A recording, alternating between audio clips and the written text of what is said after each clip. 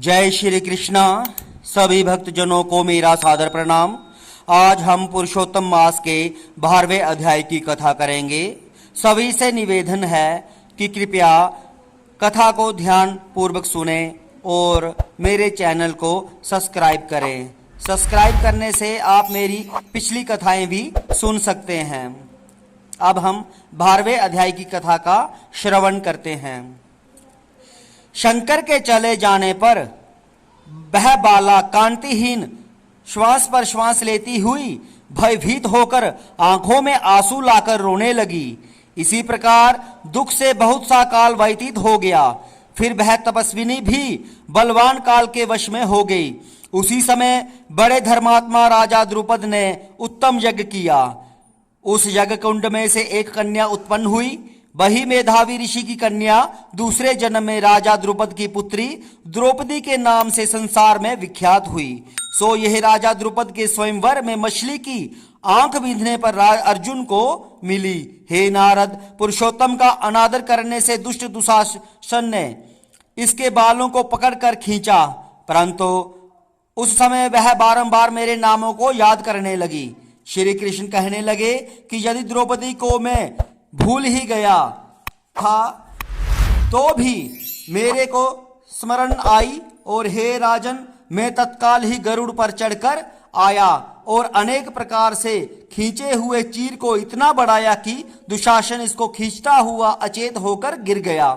सदैव मेरे से स्नेह करने वाली और पतिव्रता को पुरुषोत्तम मास के अनादर से मैंने भी उसको त्याग दिया। पुरुषोत्तम मास का तिरस्कार करने वाले को मैं भी त्याग देता हूं। इसलिए सब प्रकार से पुरुषोत्तम मास ऋषियों और देवताओं को भी सेवन योग्य है। फिर मनुष्य को तो अत्यंत ही मनवांछित फल देने वाला है। इसलिए आने वाले पुरुषोत्तम मास की आराधना करो। 14 वर्ष पूरे हुए, अब सब कुछ अच्छा ही होगा। श्री नारायण कहने लगे। इस प्रकार श्री कृष्ण द्रौपदी और पांडवों को समझाकर द्वारिकापुरी जाते हुए बोले, हे राजन, अभी विरह से व्याकुल द्वारिकापुरी को मैं जा रहा हूं। ऐसा कहने पर भगवान प्रेम मगन हो पांडु पुत्रों को धीरे धीरे लौटाकर द्वारिकापुरी को चले गए। श्री नारायण जी बोले, श्री द्वारिका नाथ के द्वारिका जाने पर युधिष्ठिर अपने भाइयों सहित तप करते हुए तीर्थों में विचरने लगे।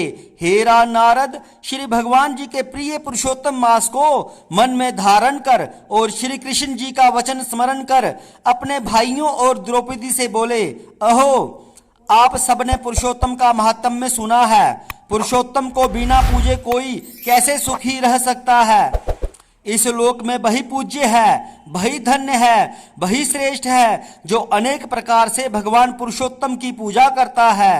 इस प्रकार सब तीर्थों में विचरते हुए पुरुषोत्तम मास के प्राप्त होने पर विधिवत उसका व्रत करने लगे और 14 वर्ष व्यतीत हो जाने पर श्री कृष्ण भगवान की कृपा से अंकटक राज्य को प्राप्त हुए।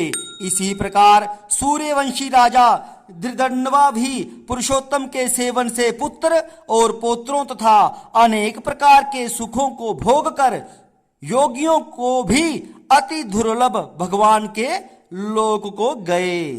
जय श्री कृष्णा। यह थी पुरुषोत्तम मास के 12वें अध्याय की कथा। सभी को मेरा तरफ से जय श्री कृष्णा। आशा है आप सबने कथा को ध्यान पूर्वक सुना होगा। कल हम 13वें अध्याय की कथा करेंगे। तब तक के लिए जय श्री कृष्णा।